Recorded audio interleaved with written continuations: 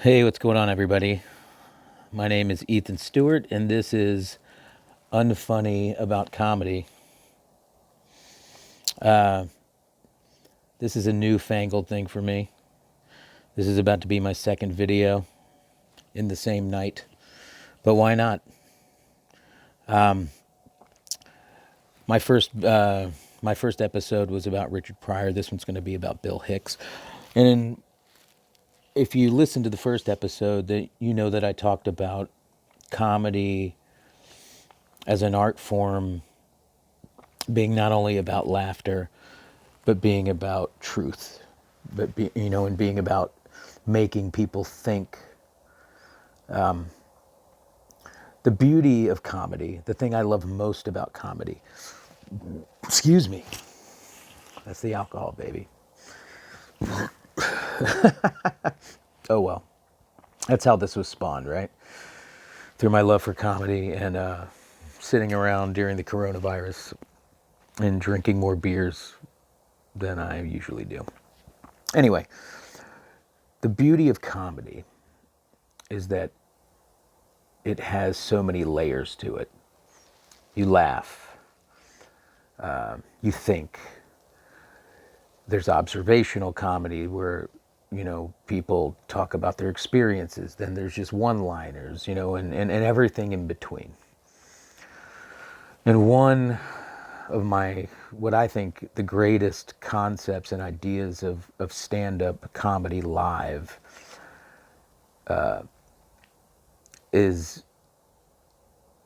there's an interaction with the audience unlike anything else. In music, you play a song, you're done with the song, and everybody claps, everybody cheers or whatever if you're good. But in comedy, stand-up comedy, you're a couple things. It's just you, 90% of the time. There are, duos, this and that and the other thing, but for the most part, you're alone. Two, it's such an intimate situation that the audience can feel compelled to react to you. And so one of the things that I think stand-up comedians deal with that no other live art form really deals with on the same level is heckling, is people, wanting to inject themselves into what's going on the stage. And so, comedy can be very defined or it can be improvised. Comedy is not only for laughter, but to make a point. So I guess what I'm trying to lead up to is I'm about to talk about Bill Hicks. Bill Hicks has so many famous bits. He, in my opinion, was kind of a derivative of a guy like George Carlin. But he was younger in that moment, and he was able to impart kind of the generation after Carlin, but bringing the same ideas, being funny, but also being informative, also being thought provoking, and really philosophizing about what was going on in the world and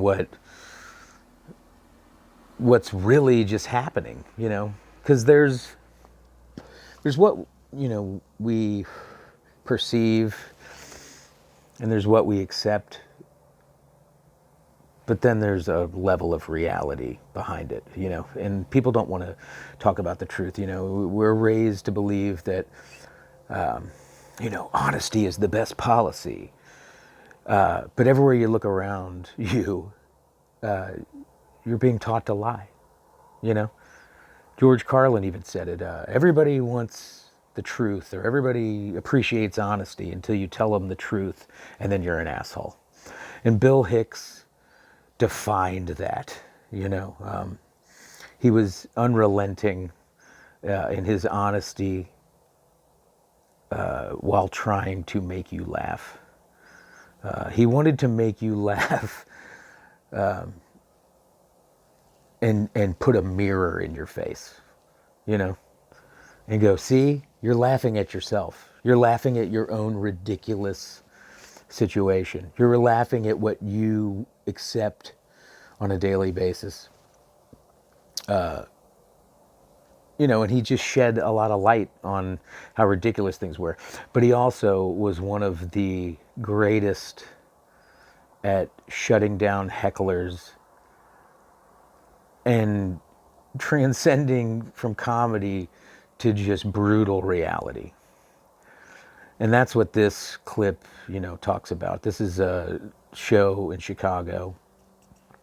For those who don't know about Bill Hicks, he's a comedian that came up in the 80s into the early 90s. He unfortunately died in his mid-30s from pancreatic cancer.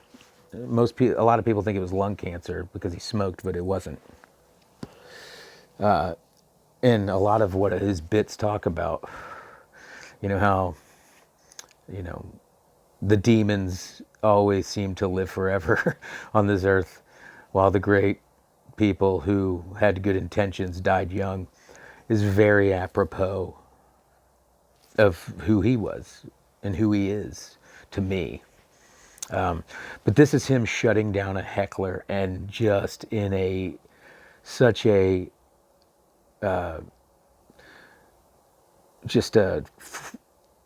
he's frustrated. He was angry, but he was brilliant. And so this is worth a look. And so check it out. Right. Anyway. Okay.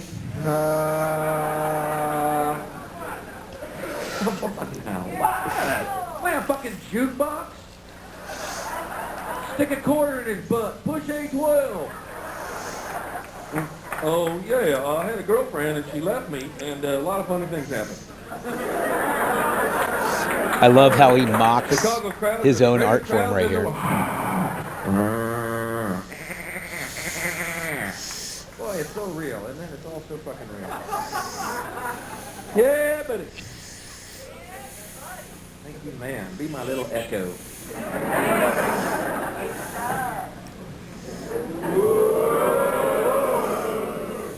Thank you. It's my mother. And, you suck. You fucking cunt. Get the fuck out of here right now. Get out. Fuck you. Fuck you, you idiot. You're everything that America should be flushed down the toilet, you fucking turd. Fuck you. Get out. Get out, you fucking drunk bitch. Take her out. Take her fucking out. Take her to somewhere that's good. Go see fucking Madonna, you fucking idiot piece of shit.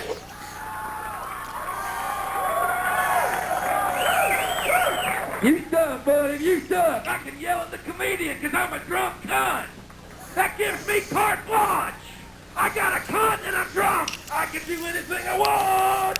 I don't have a cock. I can yell at performers because I'm a fucking idiot because I got a cunt. I want you to go find a fucking soul.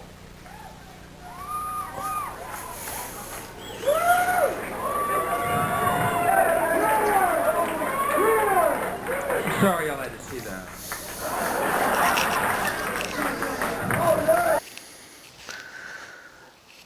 So right here, at this part, he obviously loses his shit. But he's right. I mean, he's up there trying to be the performer, and these idiots out in the crowd are, trying to make him tap dance and act like a fucking, like a fucking court jester. And he pulls zero punches. Comedy transcends laughter, and there's a fine line, between laughing or trying to make people laugh you know, and imparting some fucking reality to them.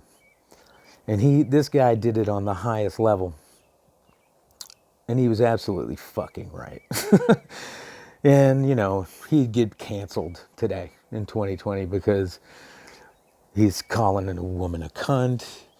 He's saying that she only says it because she has a vagina. You know, it's like, these are very, you know, you can't say shit like that now because people lose their fucking mind. But guess what? He was telling the truth.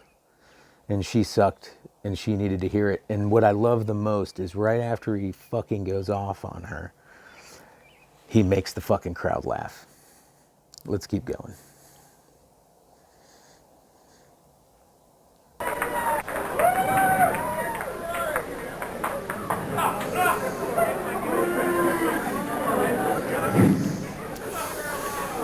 I dug a real hole on this one, didn't I?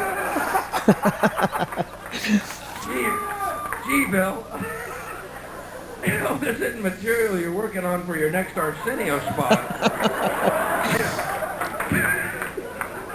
Gee, I haven't seen a comic, you know, go running around the room going, I'm a drunk cunt. Is there a punchline coming, Bill? Is there a point of view there? I'm gonna need to feel some emotion from you. The improvisation is amazing here. You know, to improvise this in the moment.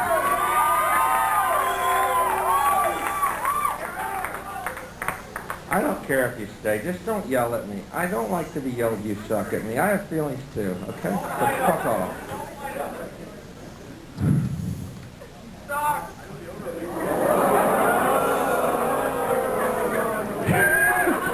That's okay, because that's a nice fella back there.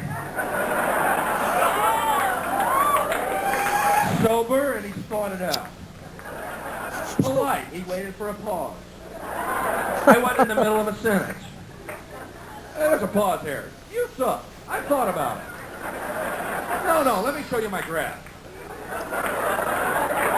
Most comedians begin talking about how lovely the city is and how bad air traffic is and the flight in. You didn't do that. Therefore, you suck. Let me get my computer out. It's right here. Hold on. Why Bill sucks. Bill, you're fucking great. Thank you, man. Thank you, man. Oh, great. Pressure. Now I gotta be funny. Fuck. I was hoping you'd all hate me and we could all go home early tonight. I was gonna go get some Polish dogs. Call it a night. Bye. Hey. I'm just really tired, folks. I'm sorry. I don't know if I can jack off again today. That's my problem. I really can't. I'm going for some kind of record, and I can't be stopped, and yet I'm out of gas, you know? Is it a bad sign when you come and nothing but air comes out? I don't think that's healthy.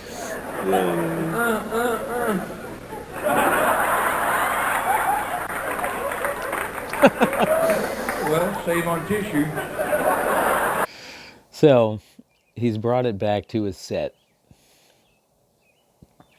And now that he's back, how awesome is it that he's still, you know, bearing his soul? It's just structured. Now he's structurally bearing his soul.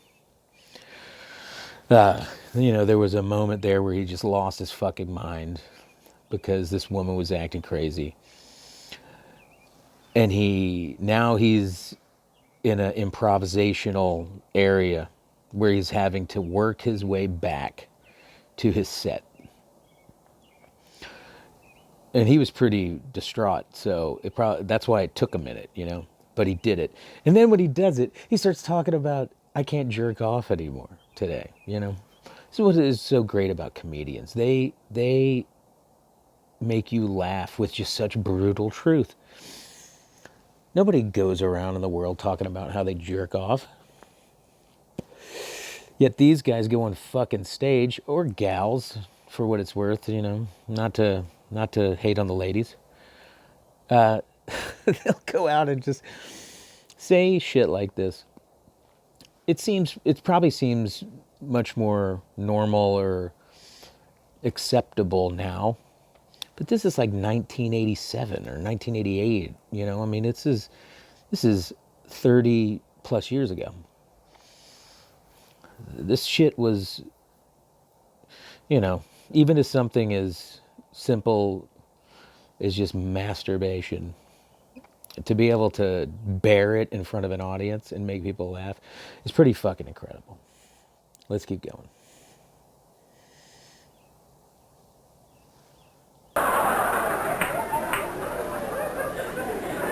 Am I letting y'all in on more than you care to know about me?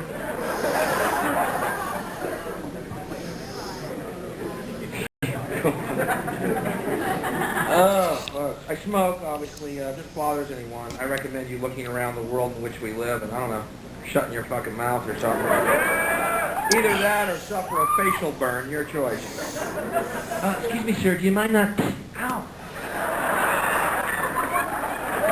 Fuck, he put it out in my eye. Honey, I tried to tell him, but he put it out in my fucking cornea. I wish we'd opted for the secondary smoke at this point.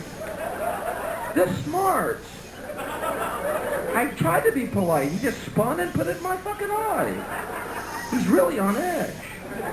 No, I'm not going to yell you suck to him.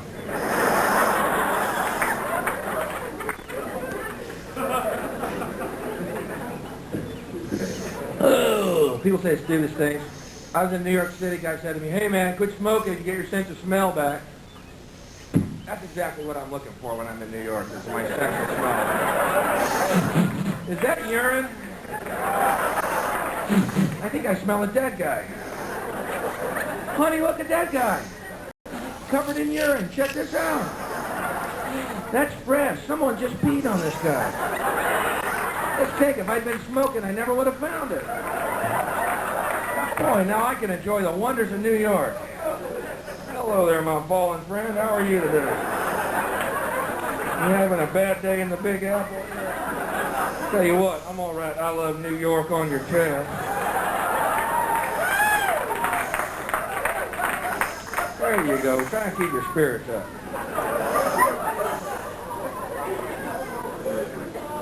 Peeing on the dead. You got to respect that in any culture. Peeing on the line. Even better. Yeah. Oh, man. I don't even know where I'm going with this. This sucks. It does suck. You're right, lady. I do suck. I do, man. I've lost the will to live. No one enjoys my humor, man. I have a very dark sense of humor, and no one fucking digs it, man.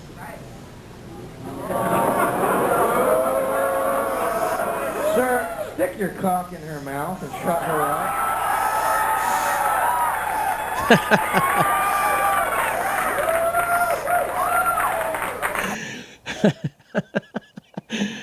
All right, again, he worked his way back.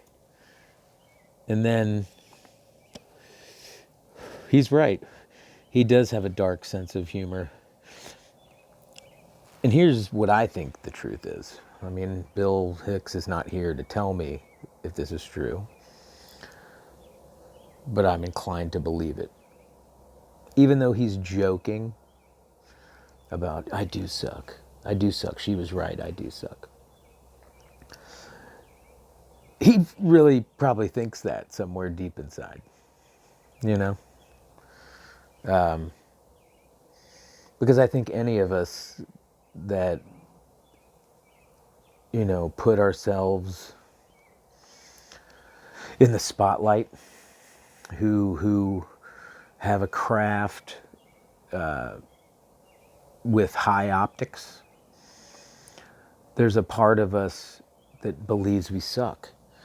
And we, you know, and you need the optics, you need the validation. You know, you believe, so you lack a belief in yourself. And so the way you get it is through performance, is through overcompensating. You know, lyricists, songwriters, singers, comedians, anybody who, you know, grabs a microphone they probably have a lot of self-doubt, you know. But the great thing about it is the self-doubt, they push through it, they find cathartic, or they find catharsism, is that a word? Through getting on stage and being the opposite of what they think they are in their minds. Because we all need validation. We're all looking for validation. And we all find it in different ways. If you watch the first episode, I talked about how I was a musician. There was a time where I needed that validation. I needed to be on the stage and for people to cheer so that I could validate who I was. But that validation changes, Now for me, at 45 years old, my validation is my wife and wanting to start a family. That's what validates me. And that's what I seek to find my happiness. And everybody finds it in different ways. And sometimes people can do both. But many times, and what I'm trying to highlight early on in this series that I've started here, is that some of the, most visionary, genius, genuine comedians that ever existed were plagued with self-doubt, and they needed to seek the validation from external, from anything external. This is the human existence. This is what we all do on some level. And we always are seeking validation, This is just one, just one idea of seeing a genius who is vulnerable. And to me, that's what comedy is. And I'm very grateful for the art form. It teaches me so much, listening to some of these folks that were the greats. And I'm grateful. So I hope that, again, I hope that I am able to, be a vehicle for someone else's information. The things that other people are imparting that are important. And I just want to do that. Some people preach the Bible, but I'm going to preach comedy. So stay safe, stay home. See you next time.